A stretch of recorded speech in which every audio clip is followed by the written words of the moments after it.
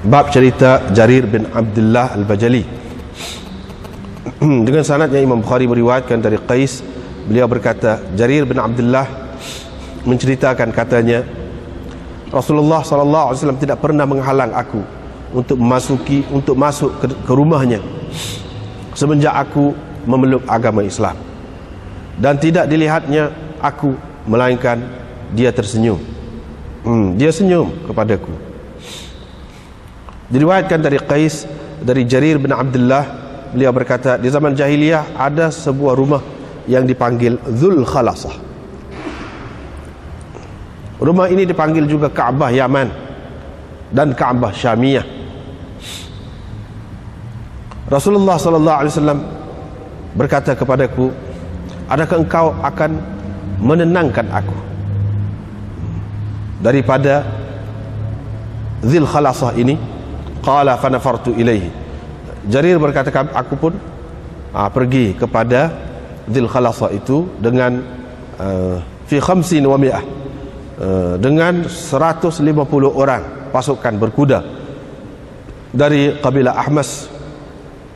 Qala Jarir berkata, kami pun menghancurkan dan membunuh orang-orang yang ada dekatnya itu. Fa'atainahu, selepas itu kami datang kepada Nabi SAW, lalu memberitahu kepada baginda. Baginda pun mendoakan kebaikan untuk kami dan untuk Ahmas.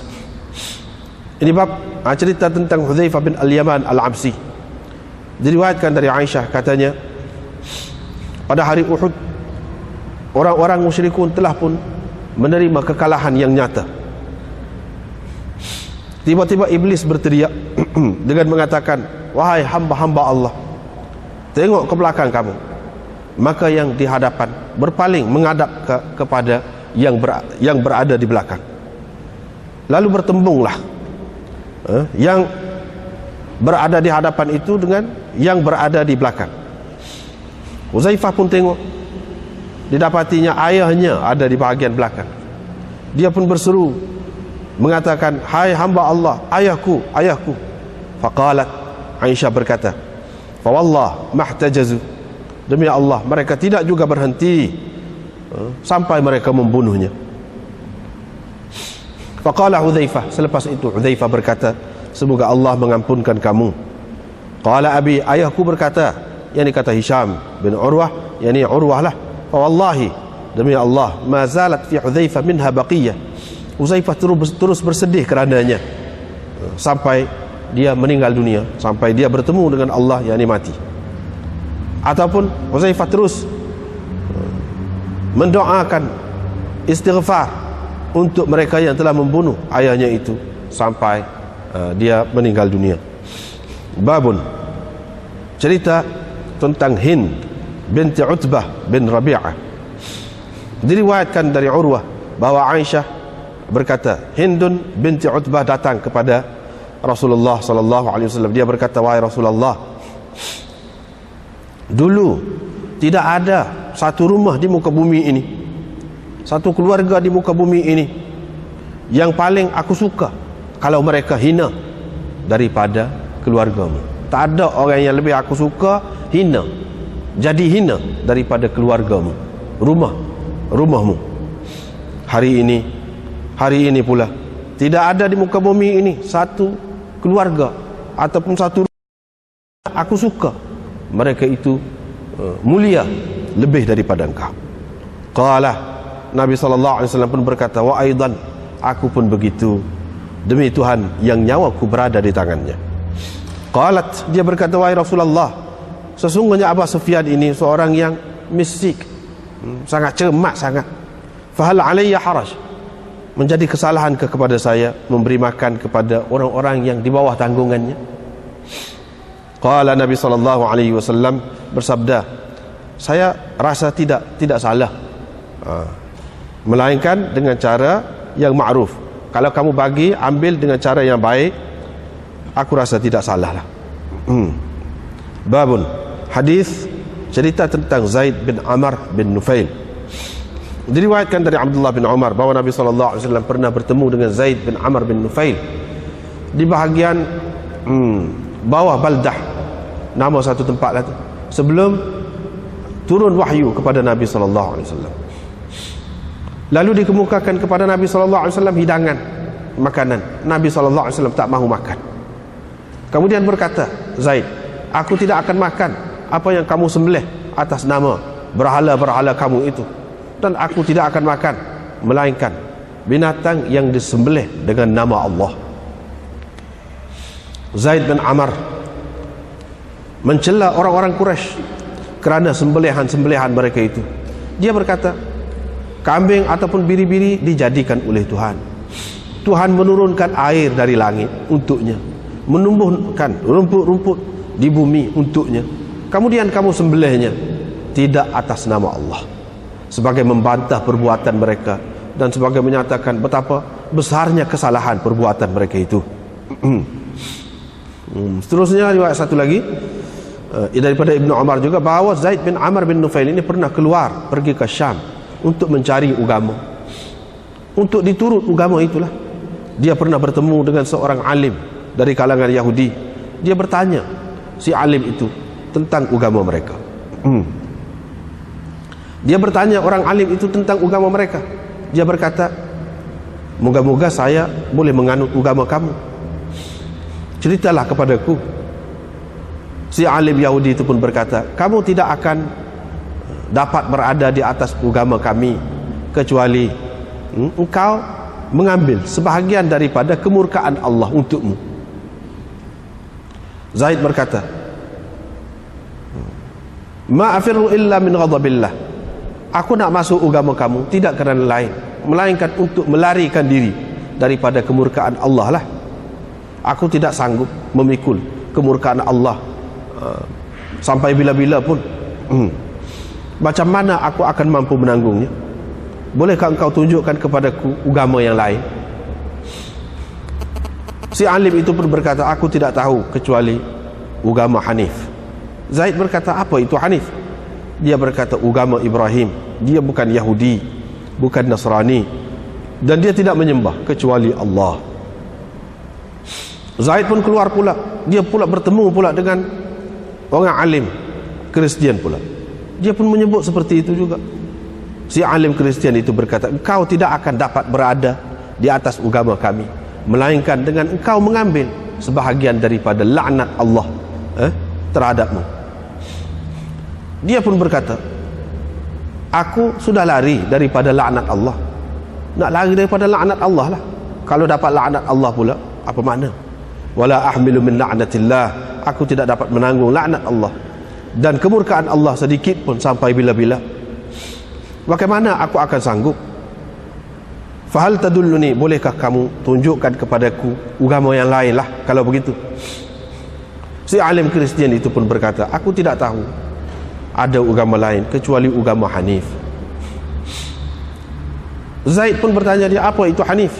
Dia berkata, agama Ibrahim. Dia bukan Yahudi, bukan Kristian, dan dia tidak menyembah kecuali Allah. Bila Zaid lihat kata-kata mereka itu tentang Ibrahim, bila Zaid tahu dah kata-kata mereka tentang Ibrahim, dia pun keluar. Dan apabila keluar daripada kawasan ataupun bumi mereka itu, dia pun mengangkat kedua tangannya sambil berkata, ya Allah, aku bersaksi bahawa aku berada di atas agama Ibrahim, yakni aku mengikut agama Ibrahim.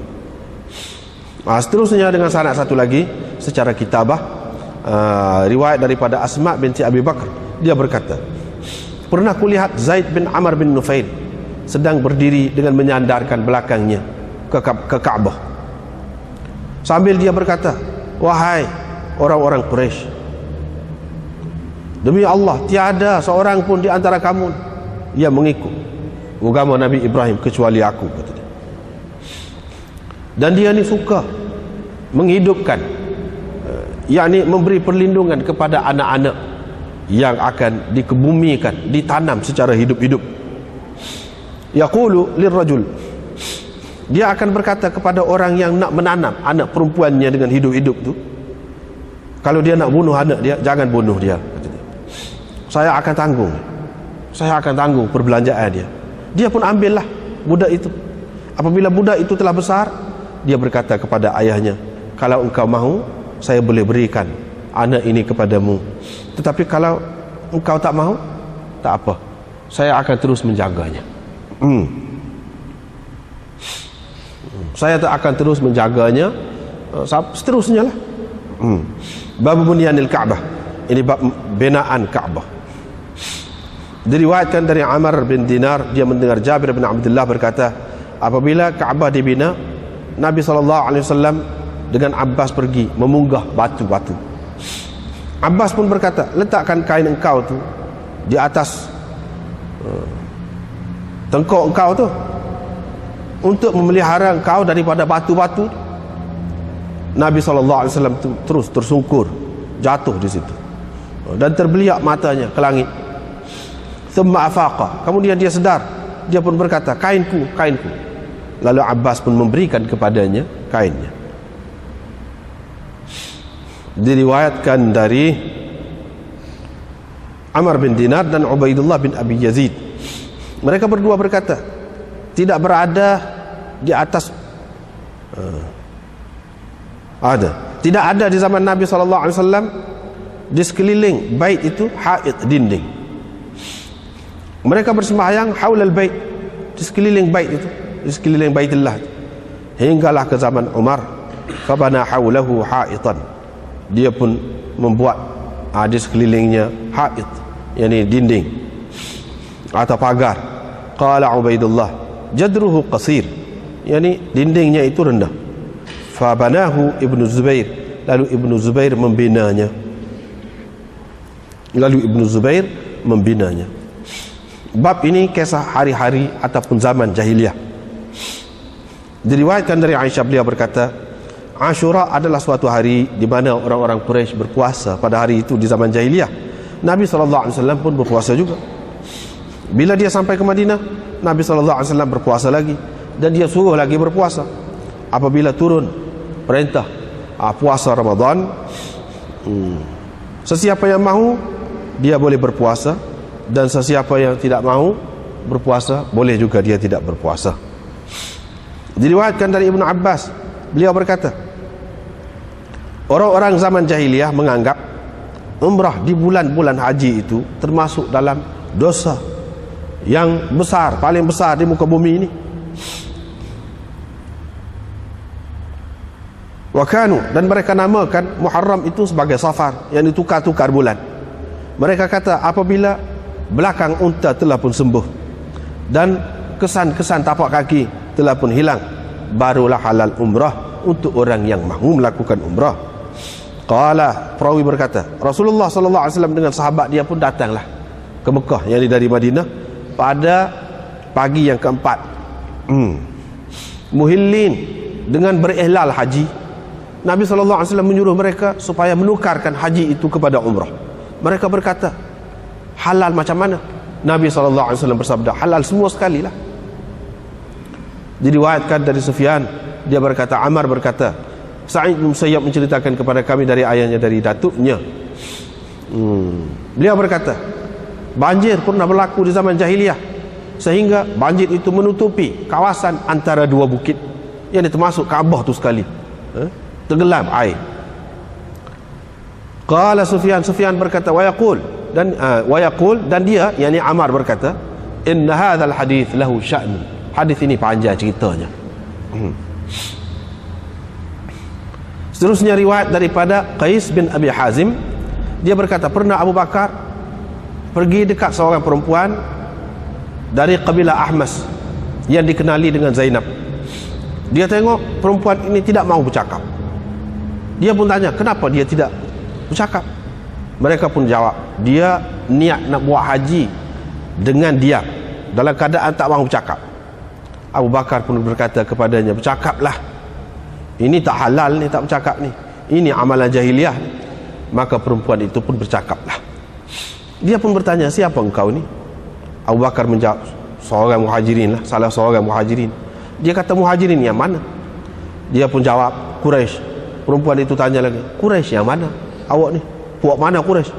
Dia kata, banyak tanya betul lah, banyak soal lah kamu ni. Abu Bakar, saya ni Abu Bakar. Perempuan itu pun bertanya, selama mana kita akan berada di atas agama kita yang betul ini, yang baik ini, yang dibawakan oleh Allah selepas zaman jahiliyah? Abu Bakar menjawab, kamu akan tetap di atas ajaran agama yang baik selagi pemimpin-pemimpin kamu baik. Qalat, perempuan itu berkata, wamal a'immah, apa pemimpin-pemimpin? A'immah, imam-imam itu. Abu Bakar pun kata, tak adakah di kalangan kaummu kepala-kepala ataupun pembesar-pembesar yang mana mereka ni menyuruh orang-orang lain, orang-orang lain pun turut dia hak lagu tu? Ada, dia tu ada lagu tu. Hak itulah yang dimaksudkan dengan imam-imam itu, pemimpin-pemimpin. Seterusnya riwayat daripada Aisyah, katanya ada seorang perempuan hitam telah memeluk agama Islam. Perempuan hitam milik salah seorang Arab lah. Dia ni ada sebuah rumah kecil, ada pondok kecil lah dalam masjid. Qalat fakanat ta'tina, Aisyah berkata dia selalu datang kepada kami, bercerita dekat kami. Apabila dia selesai cerita dia akan berkata, wa yaumal wishahi min ta'ajibi rabbina ala innahu min baldatil kufri anjani. Hari Wishah adalah di antara keajaiban Tuhan, tetapi ya, hari itulah yang telah menyelamatkan aku dari negeri kufur. Falamma aktsarat, bila acap kali perempuan ini mengucapkan begitu, Aisyah pun berkata kepadanya, apa hari Wishah? Hari Wishah itu apa? Perempuan itu pun menceritakan, pernah seorang kanak-kanak perempuan yang masih kecil lagi, kanak-kanak keluar, kanak-kanak budak kecil, anak kepada salah seorang keluarga kami lah, keluar dengan memakai wishah, yakni selendang, dengan memakai selendang yang bertatahkan permata. Fasaqata minha, lalu selendang itu terjatuh daripada dia. Burung helang pun menyambarnya, disangkanya daging, disangkanya daging. Fa'akhadhat, dia pun ambil, bawa larilah. Mereka pun menuduh aku dan menyiksa aku kerananya, sampai ke peringkat mereka mencarinya pada kemaluanku. Ketika mereka sedang dalam keadaan begitu, aku pula dalam keadaan amat resah, amat gelisah. Tiba-tiba burung helang itu datang, sehingga ia membetuli di atas kepala kami.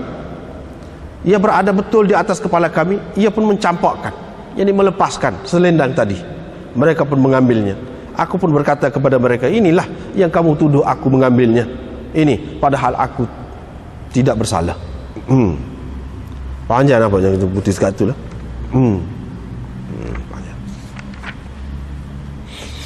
Ini sudah disebut dah sebelum pada ni. Imam Bukhari ini dalam dia buat manaqib ni agak tidak teratur sikit. Tertib dia tu dulu kemudian tu tidak teratur. Kadang-kadang celah-celah tu dia mari benda-benda lain, bab-bab lain yang tidak ada kena-mengena dengan manaqib. Selepas tu buat mari pula manaqib. Tidak berapa teratur. Walau bagaimanapun adalah kesesuaian dia tu. Sebab tu dia mari dia celah-celah.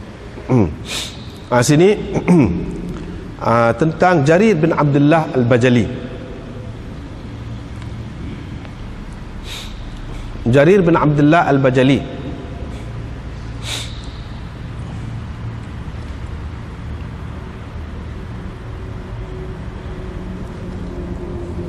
seorang sahabat yang lewat masuk Islam. Dia masuk Islam pada tahun yang ke-10. Pada tahun yang ke-10, Jarir bin Abdullah.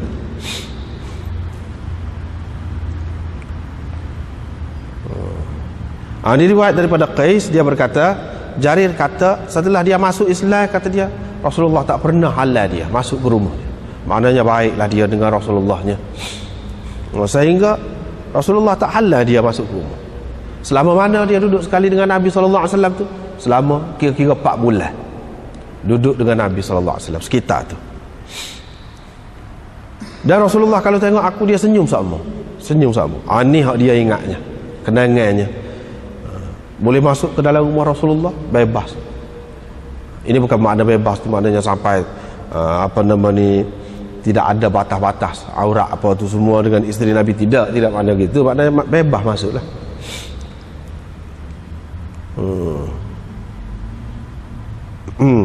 Dan dia sebut ni di zaman jahiliah ada sebuah rumah Dzul Khalasah orang kata. Apa Dzul Khalasah? Khalasah tu nama berhala dalam rumah tu. Duduknya di Yaman. Orang panggil, ni zahirnya hadis ni, orang panggil Dzul Khalasah tu Kaabah Yaman dan Kaabah Syam. Sini keliru sikit. Setengah-setengah pensyarah kepada kitab Bukhari ni dia kata keliru ni.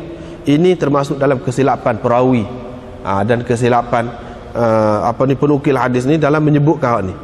Bukan rumah tadi tu Dzul Khalasah tu orang tak panggil Kaabah Yaman dan Kaabah Syam, dah. Orang panggil Kaabah Yaman saja. Apa makna wal Kaabah Syamiyah ni? Ini keliru. Ini makna keliru. Ini kesilapan berlaku ni. Tak dapat, tidak kena takwil lafaz ini. Kena takwil. Takwil lagu mana? Ini Imam Nawawi sebut. Imam Nawawi kata muskil ni hadis ini kerana mereka namakan Dzul Khalasah tu Kaabah Yamaniyah sahaja.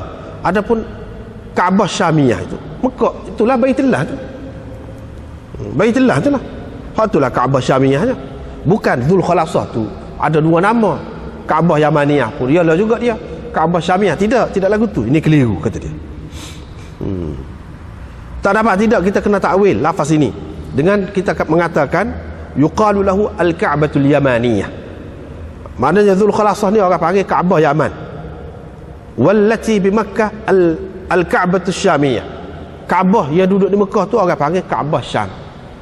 Yang ni Kaabah berada di sebelah Syam. Nisbah kepada orang di Yaman itu. Nisbah kepada orang di Yaman. Ini makna kita kena takwil gitu. Yang ni ada di tengah tu sesuatu yang gugur. Ini termasuk di dalam kesilapan. Qala al-Qadhi Iyad mengatakan hak sebut Syamiyah ni ghalatun minar rawi. Ini adalah kesilapan perawi yang betulnya tidak ada hak tu. Hak tak ada tu lebih baik. Yang ini wal Ka'batus Syamiyah tu tak ada. Sama ada dalam setengah nuskhahnya wal Ka'batus Syamiyah ataupun au al Ka'batus Syamiyah dengan au atau pun tak betul juga dan pun tak betul juga. Hak betulnya tak ada tu. Itu kata Qadhi Iyad. Maknanya ulama-ulama dulu telah bantah ni perkataan ni dua patah ni. Tapi kalau kita tengok dalam Sindi, ni kitab kita ni bawah ni, dia kata Hasyiah Sindi bawah, yuqalu lahu al-Ka'batul Yamaniyah awil Ka'batul Syamiyah. Yani dia kata, dikatakan oleh kerana ada rumah ni Dzul Khalasah ni dua nama. Disebutkan dua nama.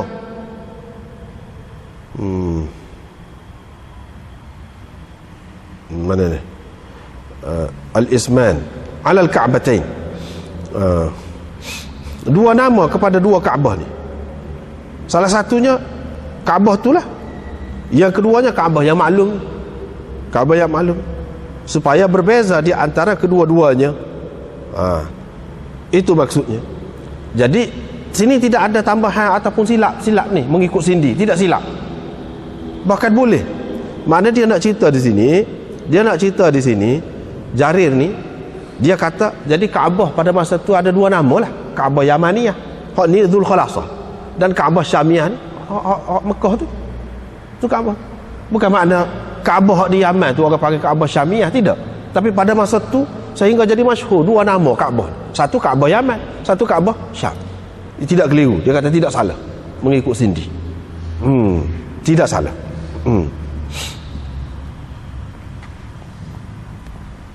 Tetapi zahir lafaz dia ni memang menunjukkan kesilapan perawi. Sebab apa dia kata wa yuqalu lahu al-Ka'batul Yamaniyah. Dikatakan kepada rumah Dzul Khalasah tadi Kaabah Yamaniyah dan Kaabah Syamiyah. Dikatakan kepada hak tu, hak satu. Dua nama. Silap tu betul. Ataupun dikatakan kepada hak tu, hak sama tu, Kaabah Yamaniyah. Orang kata juga. Ataupun orang panggil juga Kaabah Syamiyah. Kalau lagu tu pun tak betul juga. Jadi apa yang disebutkan oleh Sindi itu tidak terang lah, tidak terang. Lebih baik pendapat yang sudah dikatakan oleh ulama-ulama dahulu seperti Imam Nawawi, Qadhi Iyad dan lain-lain, bahawa ini termasuk dalam kesilapan perawi. Dan yang seperti ini anda sudah berapa kali dah jumpa, kita sudah jumpa dah semasa belajar Bukhari ni, banyak tempat dah kesilapan yang macam ni. Ini menunjukkan bahawa kitab Sahih Bukhari ni walaupun tinggi lebih daripada hak lain, bukan bermakna dia sepuh Quran. Dengan arti tak ada lafaz ni, perkataan ni hak salah kau orang kata, siapa-siapa kata salah, tak ada Quran. Tapi kalau Bukhari ni tidak, bacalah ni boleh tahu. Imam Nawawi dia kata hak ni ketika syarah tu Muslim tu, dia pun jumpa juga, dia kata silap. Tapi Quran ada ke siapa-siapa kata ni perkataan ni silap? Tak ada, tak ada. Ini menunjukkan bahawa dalam hadis boleh kemungkinan berlaku kesilapan tu memang ada, tidak dinafikan oleh ulama. Kita sudah jumpa banyak kali dah yang seumpama ini. Lepas pada tu tak apalah, Nabi SAW pun kata, kamu bolehkah merehatkan aku, menenangkan aku? Serabut ada hak ni, ada hak ni nak menandingi Kaabah ni. Dia pun kata tak apa, dia pun pergi dengan 150 orang pasukan berkuda. Pergi peracu tu, habis cerita peracu. Pergi rayak kepada Nabi SAW. Nabi SAW pun mendoakan untuk kami dan untuk kabilah kami Ahmas. Dia pokok Ahmasi lah ni, yang ni Nabi SAW doa untuk dia. Hendaknya kelebihan dia ni, apa dia? Satu, bebas masuk dalam rumah Nabi SAW, tak larang Nabi masuk dalam rumah dia. Yang kedua, tengok ke dia tu senyum sama, suka sama Nabi tengok ke dia, mana Nabi SAW puas hati dengan dia. Yang ketiga, iaitu dia telah menghancurkan satu Kaabah sampai ke peringkat bubuh nama Kaabah dah, yang mana menyebabkan jadi celaru orang, keliru orang. Dia pergi menghancurkan dengan kumpulan dia, dan kerana itu Nabi SAW mendoakan untuk dia, yakni dapat doa Nabi SAW. Dan itu adalah satu kelebihan. Itu tiga perkara. Tiga perkara di sini kelebihan Jarir. Seterusnya cerita tentang Hudzaifah bin Al-Yaman Al-Absi. Hudzaifah bin Al-Yaman Al-Absi,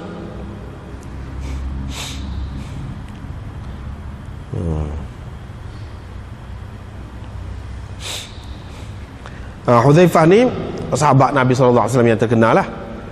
Selepas 40 hari Sayyidina Uthman wafat, kena bunuh, dia pun mati di zaman masa itulah mati Hudzaifah.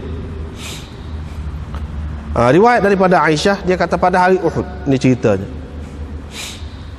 jelas dah orang kafir ni kalah, jelas benar kalah. Tiba-tiba ni iblis nak buat kucar. Iblis tu boleh jadi dalam iblis sungguh dia berupa orang, ataupun tak ada bunyi suara gitu, ataupun ada orang munafik yang sebutkan perkara ini.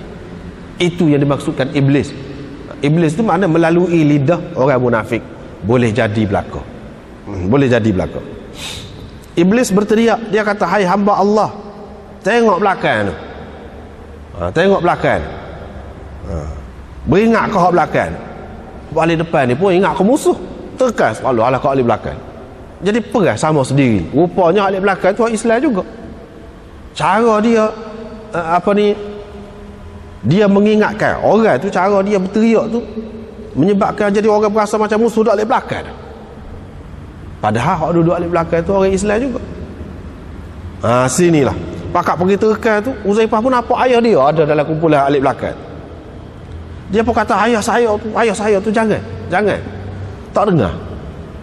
Tu ceritanya, tak dengar sehingga bunuhlah ayah dia, bunuh, matilah ayah dia. Tapi Hudzaifah ni, anak cerita ni baik dia, pasal dia sedar benda ni tidak dengan sengaja. Selepas tu pun sahabat-sahabat pun menyesal belaka lah, mana kita tak sedar tu benda tu. Jadi dia pun minta ampun, tidak kata jadi balah, jadi putus hubungan dengan sahabat-sahabat tu, lepas tu tidak pergi mari, tidak boleh pakak pula untuk Islam, tidak. Bahkan dia mendoakan istighfar untuk mereka itu. Itu Hudzaifah ni. Lepas tu dia sebut ni ayah saya, kata Hisham, Urwah kata, ayah dia tu Urwah lah dia kata. Huzaifah lepas pada tu terus sampai mati dia doa istighfar untuk orang-orang yang telah membunuh ayah dia sampai mati. Ni maknanya sifat baik dia tu. Padahal orang bunuh ayah dia tidak berdendam, bahkan dia mendoakan demo ni biar Allah SWT ampunlah. Itu satu makna baqiyah, baqiyatu khair hatta laqiya Allah. Satu lagi maknanya Huzaifah ni terus sampai mati dia ni bersedih atas kematian ayah dia dengan cara begitu. Dia sedih. Makna yang kedua ada juga yang disebutkan begitu, tetapi makna yang pertama tadi lebih sesuai. Sebab apa? Tadi kan kita sudah sebut dah kan, baca dah tadi, qala Hudzaifah ghafarallahu lakum, semoga Allah mengampunkan kamu. Itu yang sesuai. Jadi maknanya baqiyatu khair hatta laqiyallah tu dia beristighfar kepada Allah untuk mereka, bukan bersedih, bukan bersedih. Itu saja yang Imam Bukhari sebut tentang Hudzaifah. Adapun kelebihan-kelebihan lain di celah-celah dalam Bukhari ni pun banyak dah. Kelebihan Hudzaifah, di antaranya dia ni terkenal sebagai sahibus sir. Dia pemegang rahsia Nabi SAW. Itu kelebihan dia. Tapi Imam Bukhari buat mari sini sesuatu ni. Lepas tu dia buat mari pula kelebihan ataupun cerita Hindun binti Utbah bin Rabi'ah. Siapa dia Hindun ini? Iaitu isteri kepada Abu Sufyan dan Sayyidina Muawiyah radhiyallahu anhu. Jadi mak kepada Sayyidina Muawiyah, Hindun. Memanglah Hindun ni dulu musuh ketat Islam, termasuklah Abu Sufyan juga. Tetapi lepas pada tu dia memeluk agama Islam. Lepas memeluk agama Islam tu bila? Kebanyakan ahli-ahli sejarah mengatakan memeluk agama Islam tu pada hari pembukaan Mekah, yakni pada tahun yang ke-8. Tetapi itu tidak betul. Yang betulnya kita sudah sebut banyak kali dah juga jumpa ni tentang cerita Abu Sufyan, cerita Muawiyah. Sebelum pada ni kita sudah jumpa dah, iaitu dia ni duduk di Madinah belakang. Nak boleh duduk di Madinah ni mesti orang ni berhijrah, muhajirin. Orang Mekah baru boleh duduk di Madinah apabila dia ni termasuk dalam muhajirin. Jelas terbukti dalam Bukhari ni sudah berapa kali dah kita jumpa Abu Sufyan, begitu juga Muawiyah dan mak dia ni duduk di Madinah. Ini menunjukkan bahawa dia ni muhajirin. Kalau lepas pada Fathi Makkah, Nabi SAW tak beri dia orang pergi berhijrah ke Madinah. Sebab dia kata la hijrata ba'dal fathi, tidak ada lagi hijrah selepas pembukaan Mekah ni. Mekah ni pun jadi negara Islam dah, nak hijrah buat apa dia? Tak ada maksud dah hijrah. Tetapi cerita Abu Sufyan ni, cerita dia berhijrah bermakna sebelum daripada Fathi Makkah lagi dia Islam. Kalau tidak, macam mana dia duduk di Madinah? Nabi SAW tak benarkan siapa-siapa pun pergi duduk Madinah sebelum apa ni Islam selepas daripada Fathi Makkah. Tak benar, kecuali seorang. Yang kita sebut dah dulu. Itu pun dengan permintaan Abbas, pak saudara dia. Orang lain tak ada. Ini menunjukkan bahawa ahli sejarah telah menyelewengkan sejarah untuk menguduh, untuk merendahkan, untuk mengurangkan darjat ataupun kedudukan demon ni. Pasal apa? Pasal dia ayah Muawiyah kan? Pasal dia ayah Muawiyah.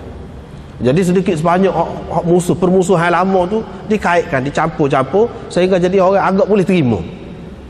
Ya sebenarnya tak ada dah tu permusuhan lama tu, tak ada dah. Yang betulnya ialah dia ni lepas pada tu molek, tak ada apa satu. Bahkan di sini kalau kita tengok, ini juga yang anda sudah sebut dah dalam buku Ibn Ishaq tu, sebut dah hak ni lah pokok dia tak tahan ni. Dalam Bukhari ni marah sangat, dalam Bukhari ni ada ni. Ni benar ni. Hindun kata dulu sebelum Islam dulu tak ada lah satu keluarga yang paling saya suka kalau terhina daripada keluargamu. Keluargamu lah kalau hina saya suka sekali. Tapi lepas pada Islam hari ni, kata dia, tak ada satu keluarga yang saya lebih suka kalau dia ni mulia lebih daripada keluargamu. Maknanya aku suka kalau kamu bahagia, kalau kamu mulia, itulah yang paling aku suka. Tak ada yang lebih suka daripada tu. Nabi SAW kata apa? Wa aidan wallazi nafsi biyadih, aku pun begitu juga demi Tuhan yang nyawaku berada di tangannya. Siapa setara tu? Nabi SAW kata. Dia bersumpah pula tu, aku pula gitu juga, saya juga kepada kamu. Tak ada permusuhan tu. Hak sebut lagi permusuhan lama tu, ini ahli sejarah yang tidak bertanggungjawab untuk menyebutkan bahawa masih ada lagi Islam ni tidak dapat menghapuskan permusuhan lama, tidak dapat mengikis benda tu. Maknanya Islam ni lemah sangat. Tapi kalau kita terima ajaran Islam ni kuat, walau macam mana musuh setara mana, bila dia Islam jadi saudara, tak ada dah lama tu.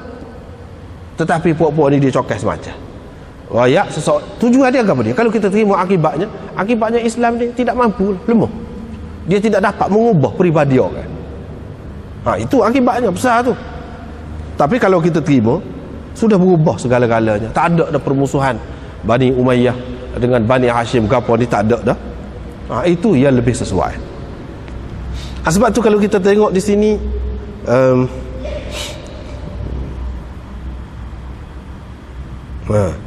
dalam Hasyiah nombor 11 kita tengok apa dia kata. Dia kata wa aidan. Apa makna wa aidan? Begitu juga yakni saya. Wa aidan itu ana aidan binisbati ilaiki mithlu dhalik. Aku juga terhadap kamu begitu. Maknanya Nabi SAW pun sayang juga pada dia. Hak kata benci, hak kata apa tu tak ada. Lepas tu hak cerita dia ni makan jantung, mamah jantung Hamzah apa tu, itu karut semua tu. Itu cerita daripada Ibnu Ishaq. Sebelum Ishaq tak ada, Ibnu Ishaq tak ada dalam dunia ni. Yang saya bawa benda tu tak ada. Ibnu Ishaq kata Saleh bin Kaisan cerita. Saleh bin Kaisan ni Imam Bukhari ambil semua ni, ada semua di dalam Bukhari ni. Apa tak boleh ambil cerita tu nya kalau betul-betul ada. Saleh bin Kaisan tu semua ada di dalam Bukhari. Bukan dalam Bukhari saja, bukan perawi Bukhari saja, perawi Muwatta, perawi Muslim dan lain-lain. Apa tak ada. Tiba-tiba Ibnu Ishaq ambil, ada Saleh bin Kaisan tu cerita. Tak betul tu semua. Ini semua nak suruh orang marah benci kepada Hindu ni lah. Nak suruh orang benci.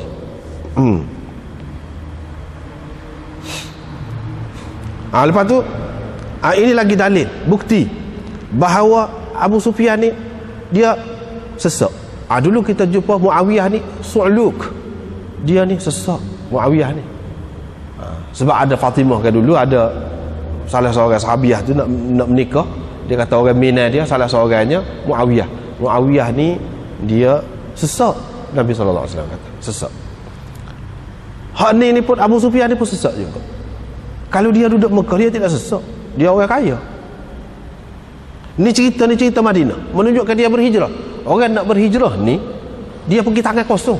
Orang kafir tak benar dia bawa Abdul Rahman bin Auf tu kaya, tak bawa ke satu pergi Madinah. Begitulah juga kalau kita terima Abu Sufyan ni dia telah berhijrah ke Madinah, mana sabar. Sebab apa dia jadi sesak? Dia tak boleh bawa ke satu. Kalau dah dia ni Islam di Mekah, dia kaya. Dia kaya, dia ada rumah tangga ke apa semua. Benar samalah kalau dia ni cermak, dia ni berjimat, dia ni susah, disebutkan gambaran dia semasa di Madinah susah, sebagai seorang yang susah, benar sama.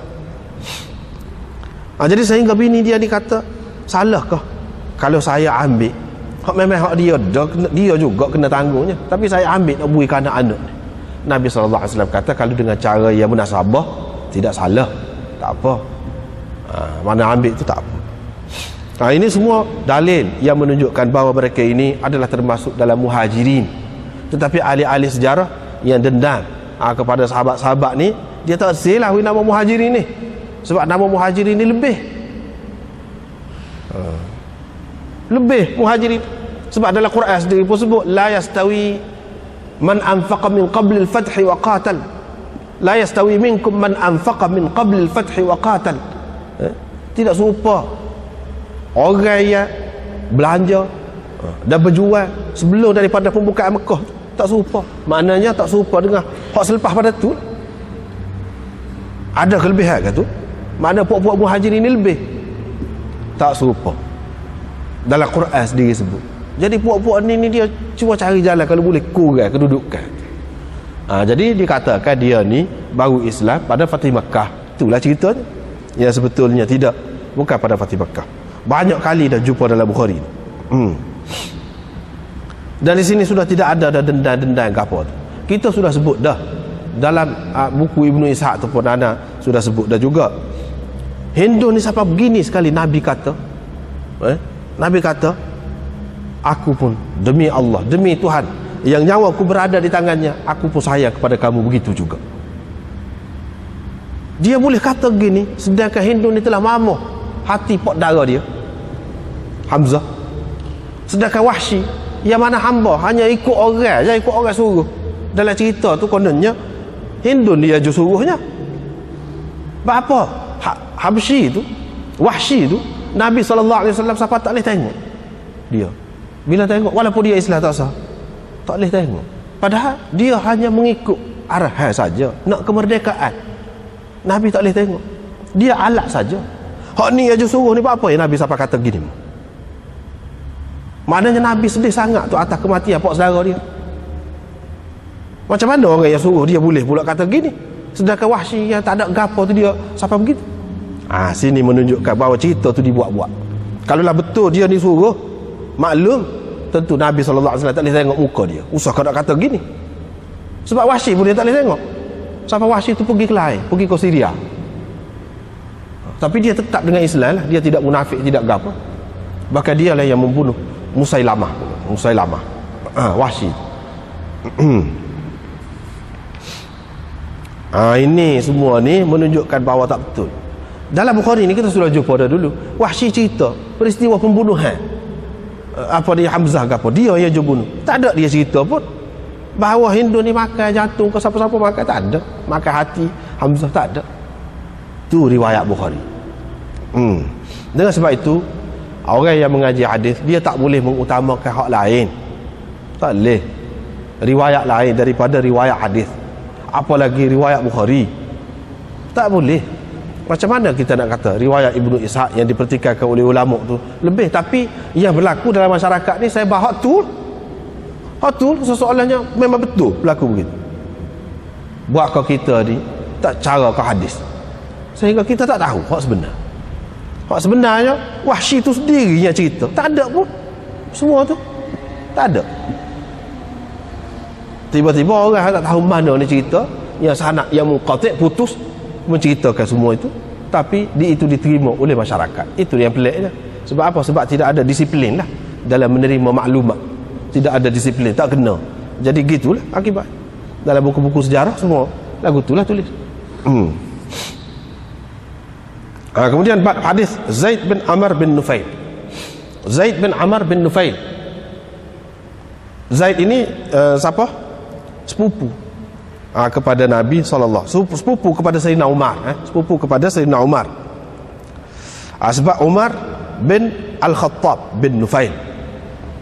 Ini Zaid bin Amr bin Nufail, sepupu kepada Sayyidina Umar. Dia ni ada kelebihan dia sendiri. Walaupun dia tak ada memeluk agama Islam, tetapi dia telah buat sesuatu perubahan di zaman dia, dan dia seorang yang baik di zaman dia.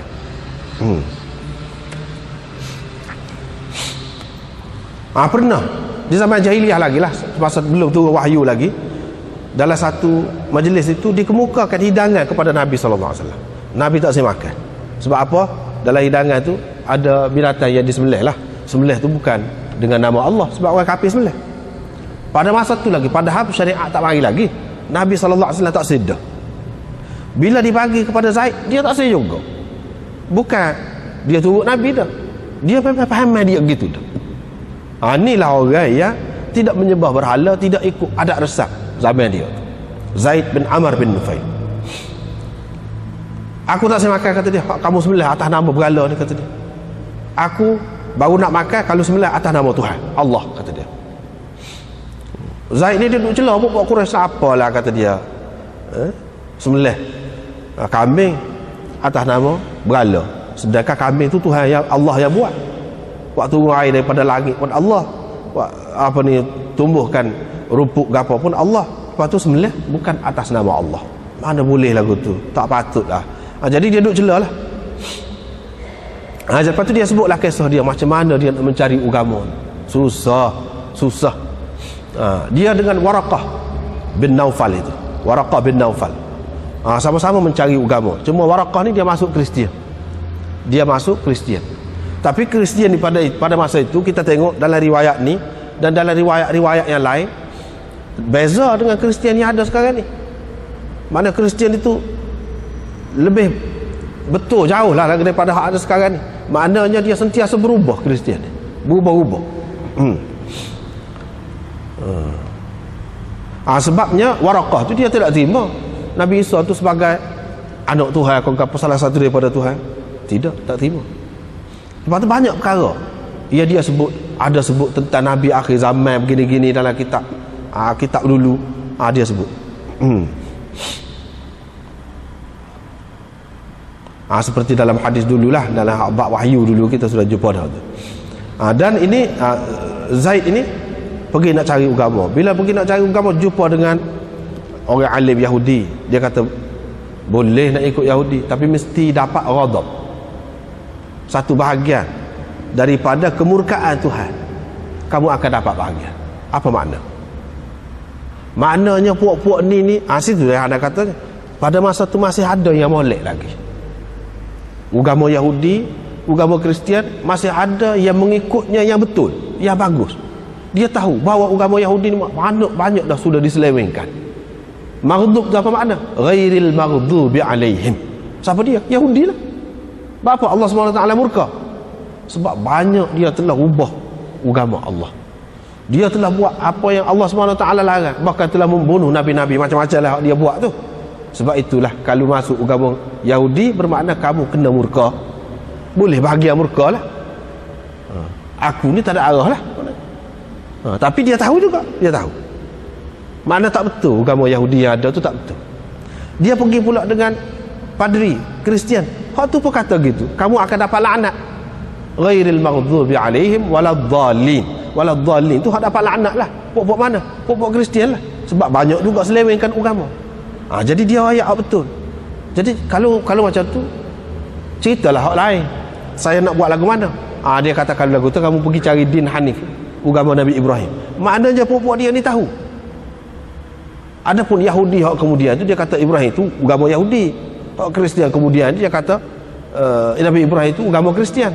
Sedangkan padri dia pada ketika tu kata dia tidak. Serupa dengan Quran.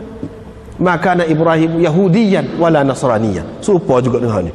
Dia kata din Ibrahim. Ibrahim itu bukan Yahudi, bukan juga Kristian. Maknanya orang alim dia tu tahu pada masa tu. Dia tahu hak betul. Tak apalah, dia pun tak ikut Yahudi, tak ikut Kristian, ikut din Hanif. Din Hanif termasuklah dalam din Hanif tu, iaitu tidak pakai sembelihan yang disembelih atas nama berhala dan banyak lagi perkara-perkara yang lain. Din Hanif maknanya dia cuba cari, cuba selidik sedikit sebanyak, duduk amal tu, tapi dia tak ada dengan Nabi SAW. Tak ada. Dan dia ni baik.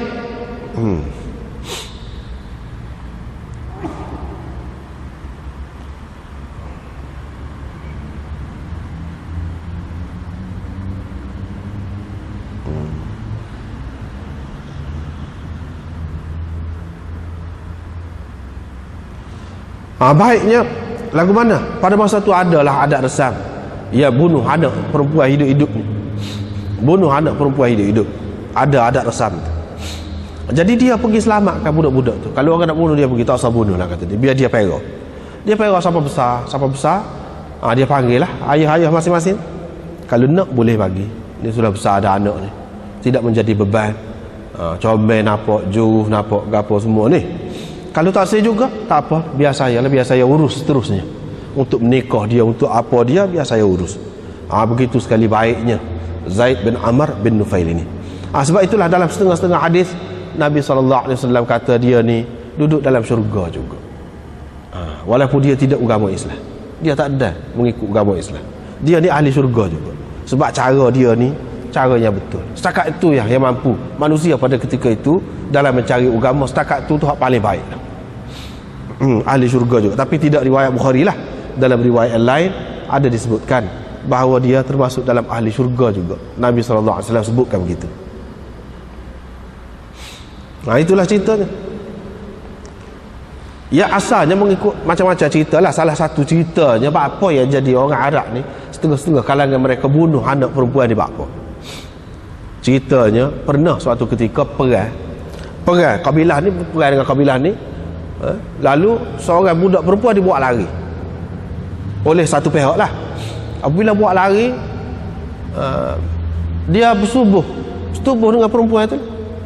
Apabila bersetubuh dengan perempuan itu, tak apalah, duduk sekali. Tiba-tiba si ayah dia pergi cari, jumpalah anak dia. Dia nak bayar lah, sebab dia ingat kau buat hamba, kau buat apa kau. Anak dia nak bayar lah, ikutlah berapa harga apa. Tiba-tiba bila begitu, anak dia sendiri ni mengecewakan dia. Anak dia kata, saya sudah senati dah duduk sini dengan dia. Oh, tu terbakar ayah dia. Dia kata akan datang, aku tak guna ni anak perempuan. Kalau boleh anak perempuan nak tanah hidup-hidup selalu.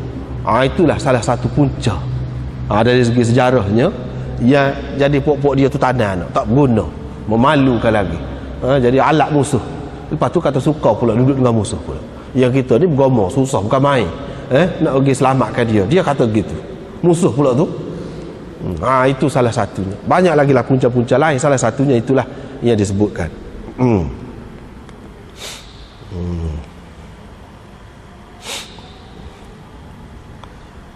Kemudian bab bunyan Kaabah, binaan Kaabah. Binaan Kaabah disebutkan ini pun kita sudah jumpa dah dulu.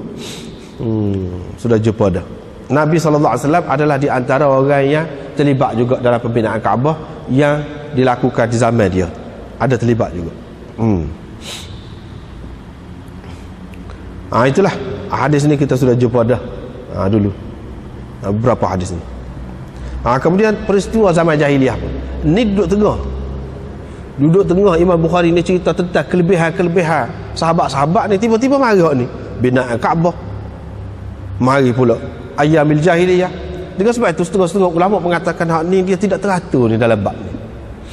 Boleh jadi ini termasuk dalam dia panggil tasarrufat perawi. Perawi menyesuaikan ni letak sini, bukan Bukhari sendiri. Bukhari asalnya letak berselerak gitu. Jadi orang lain susung lagu ni. Ada juga yang mengatakan tidak, memang Imam Bukhari sendiri dah buat lagu ni. Apa maksud dia buat celah-celah ni? Dia nak ceritanya jangan kita lupa bahawa sahabat-sahabat yang sudah jadi istimewa, sudah jadi lebih gini-gini ni, dia lahir daripada masyarakat ni, daripada hak ni. Bayangkan orang yang duduk dalam masyarakat ni, senangkah kita nak baiki, nak ubah dia, nak jadi orang lebih, nak jadi orang mulia, nak jadi orang beradab? Tentu sekali sukar. Tiba-tiba Nabi SAW sudah berjaya buat. Maknanya ini adalah mukjizat lah orang panggil. Mukjizat. Satu kelebihan Islam lah. Maknanya kemampuan Islam itu begitu besar sehingga dapat mengubah orang-orang yang lahir daripada masyarakat yang teruk ni jadi orang-orang yang baik. Masyarakat yang teruk tu berubah jadi masyarakat yang baik. Itu Imam Bukhari nak. Sebab itu dia mari di celah-celah ni. Sebab Bukhari dia bukan sembarangan, bukan main-main. Dia buat tu ada maksud dia. Bukan saja dia letak. Tak apalah, peristiwa di zaman jahiliah. Banyaklah peristiwa ni. Ada Asyura tu, ni kita sudah jumpa dah dalam bab puasa dulu. Dulu semasa jahiliah, orang jahiliah puasa. Nabi SAW pun puasa juga.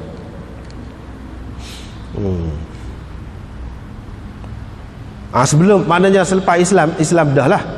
Selepas Nabi SAW dapat wahyu dah, mana dia masih puasa lagi. Bukan ikut hak jahiliah, tidak. Maknanya seseolahnya Allah SWT mengakuilah, membenarkan puasa itu. Tetapi setelah Ramadan ni, mana setelah hijrah, barulah ada puasa bulan Ramadan ni. Barulah hukum dia berubah. Seperti yang disebut di sinilah. Tetapi hukum sunat dia tu masih lagi ada. Boleh, siapa nak buat boleh, siapa tak saya buat boleh juga. Ini pun termasuk asal dia bukan selepas, bukan makna Nabi dapat wahyu baru ada puasa ni Asyura ni, tidak. Sebelum daripada tu lagi orang-orang di zaman jahiliah pun sudah buat dah. Cuma selepas Nabi mendapat wahyu, Nabi pun puasa. Seolah-olahnya itu daripada Allah SWT jugalah. Sebab Nabi SAW tidak akan buat sesuatu kecuali dengan izin Allah SWT. Mana asas dia tu ada juga. Tapi selepas Ramadan tak ada dah begitu. Ini maknanya dia nak cerita banyak perkara di zaman jahiliah sudah berubah dengan kedatangan Islam itu. Setengah-setengahnya asal dia tu ada, kekal, tetapi tidak seperti dulu. Setengah-setengah tu ada, lepas tu bila Islam hapus, tak ada langsung. Setengah-setengah tu dia ubah suai. Ada zaman jahiliah, tidak dalam bentuk tu, tapi ubah suai. Setengah-setengah tu ada banyak macam di zaman jahiliah, salah satu daripadanya diambil, diterima oleh Islam. Macam-macam lah cara. Tidak kata semua perkara dalam Islam ni semua baru berlaku. Tidak pernah ada di zaman jahiliah. Tidak. Bahkan banyak perkara memang ada di zaman jahiliah, tapi diubah suai dan dibaiki, diperbetulkan. Boleh jadi setengah-setengah tu asalnya bagus, molek zaman Nabi Ibrahim dulu. Lepas tu mereka ini pindah. Nabi SAW kembalikan kepada cara asal yang betul. Ada juga cara macam tu. Maknanya zaman jahiliah ni banyak perkara sudah berubah lah. Banyak perkara sudah berubah. Di antara yang berubahnya, apa dia? Di zaman jahiliah orang anggap umrah pada bulan haji ni dosa besar. Salah, satu kesalahan besar. Itu sebab perkara. Dan mereka namakan bulan Muharram Safar. Dia tukar ikut sera. Kalau dia berasa nak perang, kita cukup dah ni senjata ke apa cukup nak perang, tapi ini bulan haram, kita tundalah bulan haram tu biar jadi bulan depan haram. Lain ini kita tak. Dia buat lagu tu. Ini juga cara jahiliah. Mereka kata apabila belakang unta sudah sembuh dan kesan-kesan tapak kaki orang pergi ke tanah haram itu sudah terhapus, barulah boleh orang yang nak buat umrah tu buat umrah, barulah boleh. Maknanya semasa orang pergi buat haji tu kan ramai lah, belakang unta pun jadi luka lah, sebab orang duk naik kan letak barang-barang atas belakang dia tu, luka. Jadi setelah balik sekian lama dah lah, habis dalam bulan haramnya, habis dah bulan haram, kira-kiranya luka tadi sudah sembuh lah. Semasa buat kerja haji tu banyak lah orang pergi berjalan kaki lah, dengan kuda lah, dengan unta lah, jadi bekas-bekas di atas padang pasir tu banyak, bekas tapak kaki banyak. Jadi setelah lama orang balik senyap dah belakang, terhapuslah kesan tapak kaki tu, baru boleh buat umrah. Yang ni bukan pada bulan haram. Itu mengikut kepercayaan mereka. Tiba-tiba ni dia cerita Nabi SAW pun pergi pada hari yang keempat daripada bulan Zulhijjah dengan ihlal haji. Dia suruh sahabat-sahabat dia ihlal haji lah, pakai ihram dengan niat nak buat haji. Tiba-tiba sampai tengah jalan Nabi SAW suruh tukar haji tu kepada umrah, tukar haji kepada umrah. Lepas tu tukar haji kepada umrah, maknanya apabila kita pergi ke Mekah, kita boleh buka ihram. Jadi halal kita sejauh mana, halal macam mana. Itu sahabat-sahabat tu muskil lah. Halal semua sekali lah, semua sekali. Mana hak sebelum pada tu tak boleh, semasa orang ihram tu tak boleh pakai air wangi, tak boleh macam-macam, tak boleh. Apalagi kita kata tak boleh nak bersetubuh dengan isteri, lagilah tak boleh. Boleh berlaku apabila buka ihram tu selepas pada buat umrah. Maknanya buat haji tamattu'. Nabi SAW suruh buat haji tamattu'. Ini kita sudah jumpa dah dulu. Tidak nak bincang panjang hak tu sini. Cuma nak ceritanya Nabi SAW tukar. Apa tujuan dia tukar? Ni pada bulan haji ni, dia nak menghapuskan adat resam jahiliah tu lah. Dia nak menghapuskan adat resam jahiliah tu. Sebab tu dia tukar. Supaya sahabat-sahabat ni supaya hilang terus lah. Dia orang ni kalau ada sakit baki dia berasa takut lah, bukan apa-apa bala kena lah, bukan kita buat tak kena. Tapi dah Nabi SAW sendiri arahkan, dan iman mereka sudah kuat, tak ada apa buat, tak ada berlaku apa-apa pun. Maka terubahlah hal tu. Walau bagaimanapun, bukan ini menunjukkan buat umrah pada bulan haji itu lebih afdal. Tidak juga. Semata-mata nak menghapuskan adat resam jahiliah tu. Adapun umrah nak buat pada bulan lain pun boleh, tak ada jadi masalah. Cuma dia nak menghapuskan adat resam jahiliah yang mengatakan umrah tak boleh. Satu kesalahan buat umrah di bulan haji. Hak tu, hak utama. Siapa maksudnya? Siapa maksud? Itu nak ceritanya.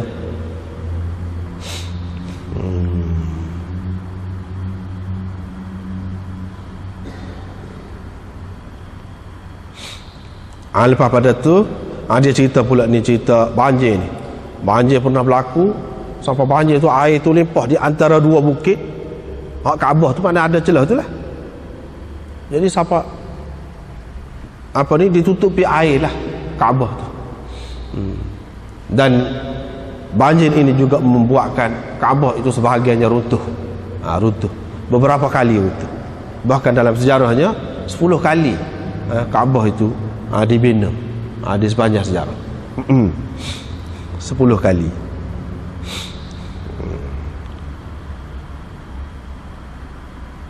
Lepas tu Sufyan kata ni, Tok Guru dia Ammar bin Dinar kata hadis ini panjang cerita, cuma dia peringkas di sini.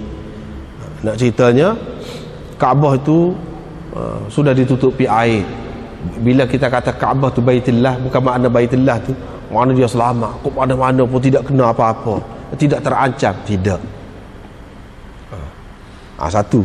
Yang keduanya, Kaabah itu dimuliakan bukan oleh kita orang Islam saja, di zaman jahiliah pun dimuliakan juga. Mana orang-orang kafir tu apabila Kaabah tu roboh ke rosak ke apa, dia baiki. Bahkan di zaman Nabi sallallahu alaihi wasallam, sampai sekarang ni, sampai sekarang ada ni, tak cukup piti ataupun duit hak molek, hak baik, dia tak boleh nak menyempurnakan hatim tu masuk, hatim tu ataupun Hijr Ismail, hatim tu masuk dalam Kaabah lagi. Tidak termasuk pasal duit tak cukup. Maknanya dia nak buat Kaabah tu, dia pilih hak molek juga. Duit-duit hak tak molek dia tak ambil. Tak sih. Itu makna kemuliaan Kaabah. Nak ceritanya, walaupun orang zaman jahiliah tu teruk dia pun, hak ni dia tetap jaga lagi, ada lagi unsur hormat dan memuliakan Kaabah tu masih ada.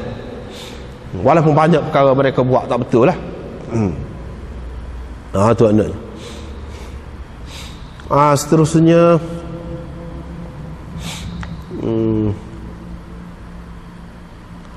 kita berhenti sekat tu, tak ada panjang.